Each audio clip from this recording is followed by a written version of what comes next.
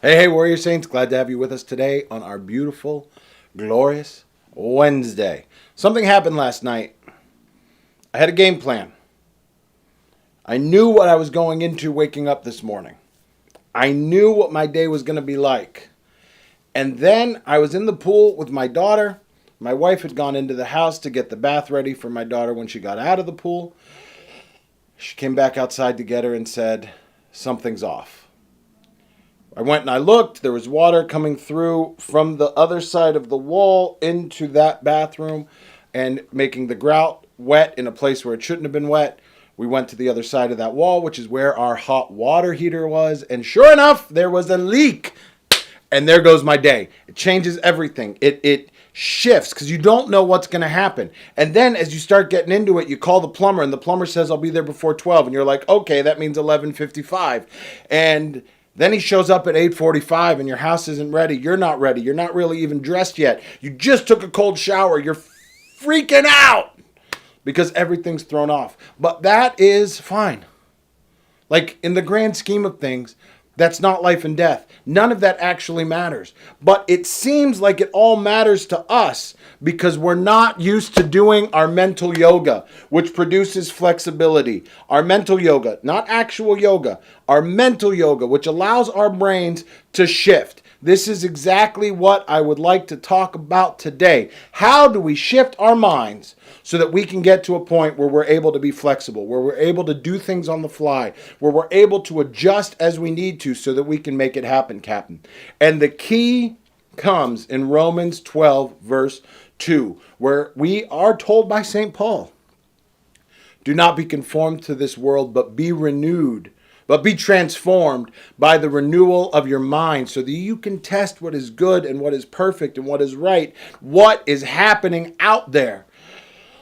This is precisely what we're called to do. We have to transform our mind. We need a mental shift because currently, when we're not able to be flexible, our shift, the mindset that we have is, how could this be happening to me? I'm me. I'm fabulous. I'm wonderful. I am all the things that make me great, which is what I've been told my whole life. Yes, I am a product of the self-esteem generation. I am wonderful. So therefore, everything around me should always be wonderful and roses and fairy tales all the time, and they all lived happily ever after, and they go. We don't realize that we're actually living in a Puccini opera, and everyone is going to die at the end. Verdi, I said Puccini, not Verdi. Verdi is even worse. We don't want to be living in a Verdi opera. But the reality is we're living in that world where things are not always going to be rosy and peachy. But because we think we're us and we're fabulous, we have to get to a point where through this mental yoga, we can transform ourselves and not conform to what the world is telling us to do so that we can get out there and be different. And the key comes in Hebrews chapter 3, verse 4. St. Paul is talking about building of the house, and he's going through the Jew-Gentile debate, and he's talking about, Moses versus Christ and all of this stuff. And he says something as a parenthetical phrase in verse 4 that is beautiful. Every house is built by someone, but the builder of all things is God. Like, this is a parenthetical phrase that has so much meat to it and gives us so much insight as to how we are called to do that mental yoga so that we can not be conformed to this world, not be conformed to the thought process that I am great. Every house is built by someone. Someone's got to do it. You just happen to be the someone in your life that is doing the stuff that you're doing.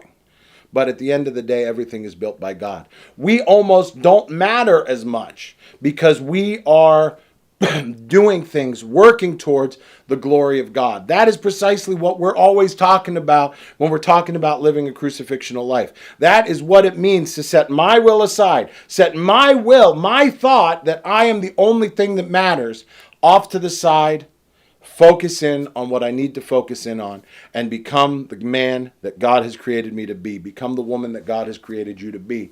Because we are striving to do that. We are building an army of people that are striving to do that, and we want you to join us. Visit us, warriorsaints.org. Get the bundle. It's going to teach you how to understand the Word of God so that you can go out and live the Word of God. So you can go out there and do that flexibility. Be flexible in those situations, recognizing that you are not the end-all and be-all, but that the builder of all things is God.